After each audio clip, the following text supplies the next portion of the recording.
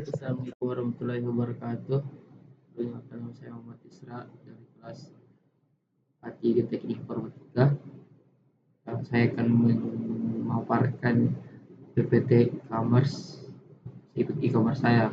Baik, e-commerce adalah kegiatan jual beli atau transaksi yang dilakukan secara elektronik melalui internet. E-commerce juga dikenal sebagai perdagangan elektronik. E-commerce dapat dilakukan antara perusahaan, konsumen, atau keduanya. E-commerce dapat dilakukan melalui situs web, aplikasi seluler, atau pasar online.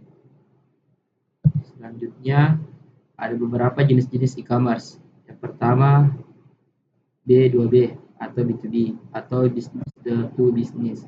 Model ini melibatkan transaksi antara dua bisnis, biasanya terjadi ketika sebuah perusahaan menjual barang atau layanan ke perusahaan lain. Yang kedua, B2C atau business to customer. Model ini adalah yang paling umum dan sering kita temui dalam B2C. Perusahaan menjual produk atau layanan langsung ke konsumen. Dan yang ketiga, C2B. Model C2B adalah kebalikan dari model B2C, di mana konsumen menawarkan produk atau layanan kepada bisnis. Yang keempat, C2C, customer to customer. Model ini memungkinkan konsumen untuk menjual barang atau jasa langsung ke konsumen lainnya. Dan yang kelima, business to customer. Maksudnya adalah orang ketiga atau bisa kita katakan sebagai dropshipper. Model ini merupakan gabungan dari B2B dan B2C, di mana sebuah perusahaan menjual produk atau layanan kepada bisnis lainnya. Dan yang ketiga, tren dan tantangan e-commerce di era digital. Peningkatan pengguna mobile e-commerce. Tren sekarang dengan semakin berkembangnya teknologi smartphone dan internet, lebih banyak konsumen yang berbelanja menggunakan perangkat mobile. Mobile e-commerce atau m-commerce semakin populer karena kemudahan dan kenyamanan berbelanja di mana saja dan kapan saja. Contohnya seperti Tokopedia, Shopee, Bukalapak, dan lain-lain.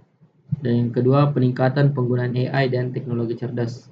Teknologi cerdas buatan semakin banyak digunakan untuk memberikan pengalaman berbelanja yang lebih profesional, seperti melalui rekomendasi produk berbasis data, perilaku pengguna, chatbots untuk layanan pelanggan, dan analitik untuk mengoptimalkan proses bisnis.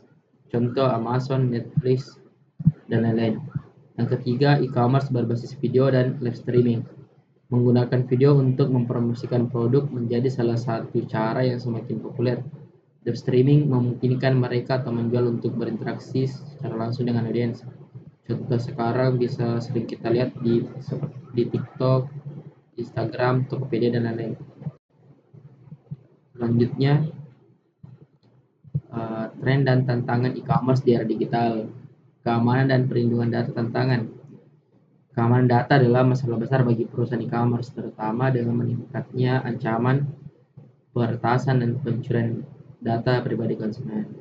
Solusinya yaitu perlu mengimplementasikan sistem keamanan yang kuat seperti enkripsi data, autentisasi de facto, dan perlindungan terhadap serangan cyber. Dan yang kedua, kompleksitas pengiriman dan logistik tantangannya. Dengan meningkatnya volume transaksi e-commerce, pengolahan logistik dan pengiriman barang menjadi tantangan utama. Pengiriman yang cepat dan biaya pengiriman yang terjangkau tetap menjadi masalah bagi banyak pelaku bisnis. Solusinya berinvestasi dalam sistem logistik yang lebih efisien dan menggunakan teknologi untuk mempercepat pengiriman. Dan yang ketiga, kerasnya persaingan antara e-commerce yang lain dengan pasar-pasar yang lain.